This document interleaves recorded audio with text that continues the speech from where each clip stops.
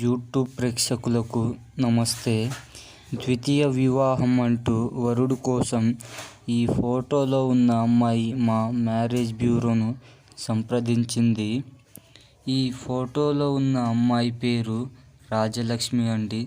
తన భర్త వేరే అమ్మాయితో కొన్ని సంబంధాలు పెట్టుకోవడం వల్ల విడిపోయింది. తనకు పిల్లలు లేరు. ఎవరైనా రెండవ పెళ్ళి కోసం అమ్మాయిని చూస్తుంటే ఈ సంబంధం మంచిగానే ఉంది.